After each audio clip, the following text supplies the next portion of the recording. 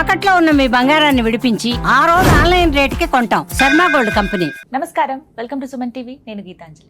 ప్రస్తుతం మనతో పాటు భారతీ శంకరపీఠం వ్యవస్థాపకులు, ప్రముఖ జ్యోతిష్యులు, ఆధ్యాత్మికవేత్త బ్రహ్మశ్రీ అన్నవరపు తిరుపతి మూర్తి అవధాని గురుగారు ప్రస్తుతం మనతో పాటు ఉన్నారు. వారితో మాట్లాడదాం. గురుగారు నమస్కారం అండి. ఓం శ్రీ మహాగణాధిపతయే నమః. మార్గశిర మాసం ఎంతో విశేషం, గీతా జయంతి ఈ మాసంలో మనం చూస్తాం. అయితే గురుగారు తిథిద్వయం ఏకాదశి ద్వాదశి ఏకాదశి వచ్చింది. ద్వాదశి కూడా ఉందండి. ఏకాదశి తిథిద్వయం. మరి ఆ రోజు విశిష్టత తెలియచేయండి. వసుదేవసుతం దేవం కంసచానూరమర్దనం దేవకీ పరమానందం కృష్ణం వందే జగద్గురుం. మనకు గురు పరంపర అని ఉంటుందమ్మా. ఆ గురుపరలో జగద్గురు అనేటువంటి పరంపరలో శ్రీకృష్ణ పరమాత్మ, తర్వాత ఆదిశంకరులు వారు ఉన్నారు, వ్యాసుల వారు, వీరందరూ ఉన్నారు. కానీ కృష్ణం వందే జగద్గురు, ఆయన జగద్గురు కనుక గీతా జయంతి రోజు నాడు సరే ఒక్కొక్కరు ఒక్కొక్క రకంగా ఆటలు పాడుతూ చేసుకుంటారు. మనకు ఆటలు పాటలు కాదండి, కృష్ణుడు ఏం చెప్పాడు అనేటువంటిది ఒక వైదిక విధానం ఒకటైతే, వ్యావహారిక విధానంలో ఆ ఒక్క రోజైనా నటించకుండా గడిపితే చాలండి ఆ రోజుని.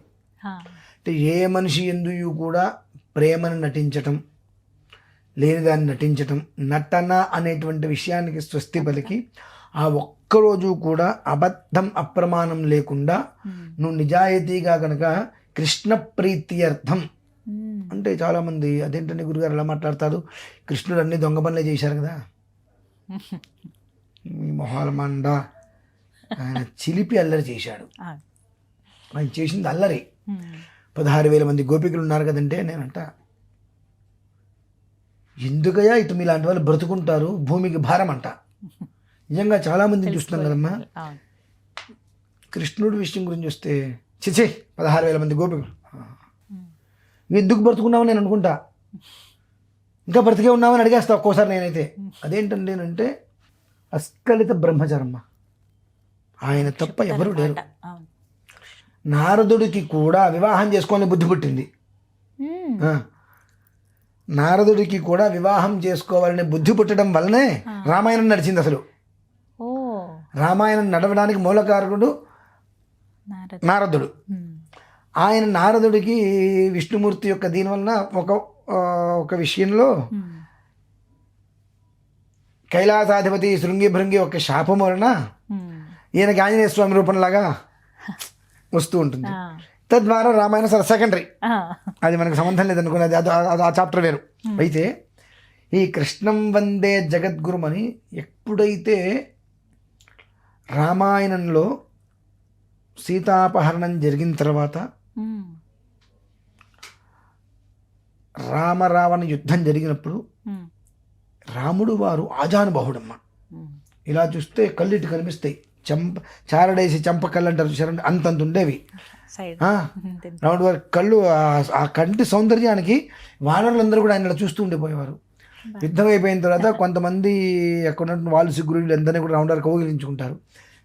మిగిలిన వానరులందరూ కూడా అడుగుతారు, రామ మమ్మల్ని కూడా కౌగిలించుకొని ఉంటే వచ్చే జన్మ నాది కృష్ణ జన్మ, కృష్ణ జన్మలో మీరందరూ నా ప్రేమను పొందుతారు అని అంటే 16,000 మంది మిగిలిపోయినటువంటి ఇక్కడ వీళ్ళు ఎవరైతే ఉన్నారో వీళ్ళందరూ కూడా గోపికలుగా జన్మించారు.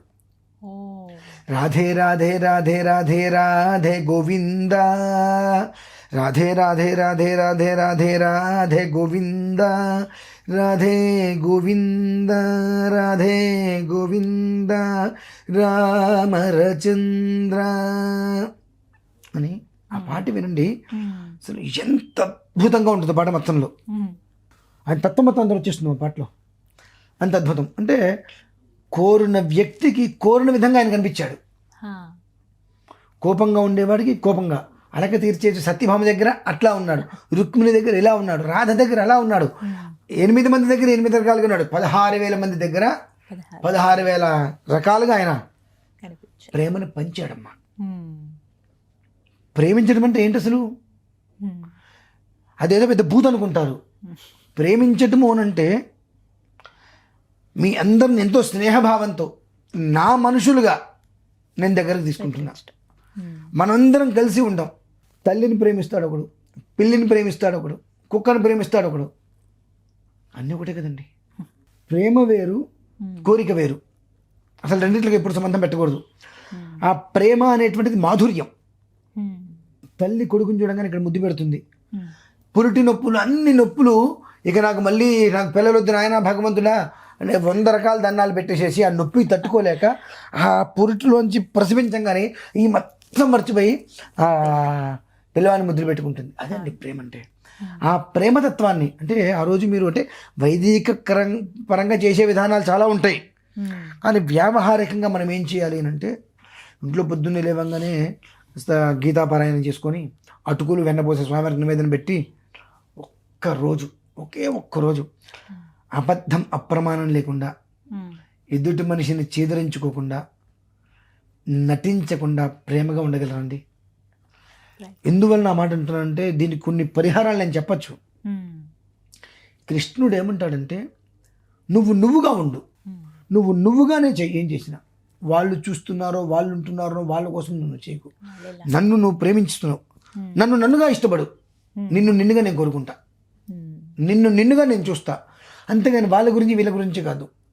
ఎప్పుడైతే నువ్వు కృష్ణం వందే జగద్గురుం అంటే నువ్వు నా దగ్గరకు వచ్చి నా పాదాలు నువ్వు పట్టుకుంటున్నావు అంటే శరణ్య నాది. నువ్వు అప్పటి వరకు ఎన్నో తప్పులు చేసినచ్చు, ఆ రోజు నా దగ్గరకు వచ్చి పట్టుకొని ఇదిగో నేను ఇన్ని అబద్ధాలు చెప్పా, ఇన్ని అప్రమాణాలు చేశా, ఇంతమందిని మోసం చేశా, నా కుటుంబ పోషణ కోసమును ఇంకోటనో ఇంత నేను చేశా కృష్ణ.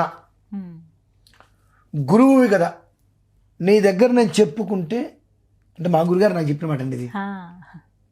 మా గురువుగారు కొన్ని విషయాల్లో నేను ఎలా అంటే, ఎప్పుడైతే గీతా జయంతి వస్తుందో ఆ రోజు నాడు నా కాలు పట్టుకొని చెప్పలేదు ఆయన, మీ గురుగారు కాలు పట్టుకొని మొత్తం నువ్వు ఎవరికైనా అబద్ధాలు చెప్పావా, ఎవరన్నా ఇబ్బంది పెట్టావా, ఇబ్బంది చేసావా, ప్రేమగా ఎవరితో ఉండలేదా, ప్రేమగా ఉన్నట్టుగా ఉన్నావా, ఏదైనా నీ మనసులో ఉంటే, నా వల్ల ఒకళ్ళు బాధపడ్డారు అన్నటువంటిది ఏదైనా గిల్టీ ఉంటే నీ గురుగారు పాదాలు పట్టుకుని మొత్తం అక్కడికి అక్కేసి మనస్సులో 2 నిమిషాలు చాలు, మొత్తం అక్కడ వదిలేసి పునీతుడు అవుతావు నువ్వు. అటువంటి సాక్షాత్ కృష్ణ పరమాత్మ పాదాలకు పట్టుకొని అపరాధ సహస్రాన్ని కరియంతే అహర్న శమయ దాసోయం ఇతిమాం మత్వ రక్ష జనార్దన అనుకుంటూ ఆయన పాదాలు పట్టుకొని అకారణమో కారణము ఏదో మంచో చెడో తెలిసో తెలియకో తెలిసే తప్పు తెలిసే చేస్తాం. భగవంతుడు నాకు జ్ఞానం ఇచ్చాడు, అది కూడదని తెలుసు, కానీ అప్పుడు పరిస్థితి తప్పక ఆ ఒక్కరోజు నాడు భగవంతుడి పాదాలు పట్టుకొని గీతాపారాయణ చేసుకో, నువ్వు ఏదైనా చేసుకో, ఎంత హోమం చేసుకో, ఇవన్నీ కాదు. క్లీం కృష్ణాయ గోవిందాయ గోపీ జనవల్లభాయ పరాయ పరమ పురుషాయ పరమాత్మనే పరకర్మ మంత్ర యంత్ర తంత్ర ఔషధ అస్త్రశస్త్రాల సంహర మృత్యోర్మోచయ ఓం నమో భగవతే మహాసుదర్శనాయ దీప్త్రే జ్వాలాపరీతాయ సర్వదిక్షోభనఘరాయ హుం ఫట్ బ్రహ్మణే పరం జ్యోతిషే సహస్రార హుం ఫట్ స్వాహ అని చెప్పి కృష్ణ మంత్రం, ఇది సుదర్శన మంత్రం. ఆ రోజునాడు మేము ఎక్కడున్నప్పటికీ కూడా ప్రత్యేకంగా మహాసుదర్శన మంత్ర హోమం చేయడం జరుగుతుంది. ఒకటి ఆ వైదిక క్రియ అంటే మహాసుదర్శన హోమం.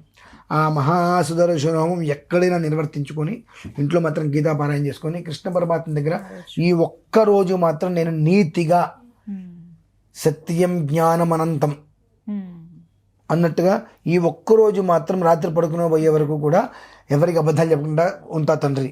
కానీ తప్పదే, అప్పుడేం చేయాలి? ఆయన దగ్గర మౌనంగా ఉండండి. ఇప్పుడు ఈ ఇన్సూరెన్స్ పాలసీ వాళ్ళు ఉంటారు, వాళ్ళు నిజాలు చెప్తే ఎవరు కొనరు, నిజాలు చెప్తే ఎవరు పాలసీ కొనరు. అబద్ధాలు చెప్పాల్సిందే, అబద్ధాలు చెప్పకపోతే వాళ్ళకి కుటుంబం గడవదు. ఏం చేస్తాం మరి? ఇటువంటివి ఉంటాయి.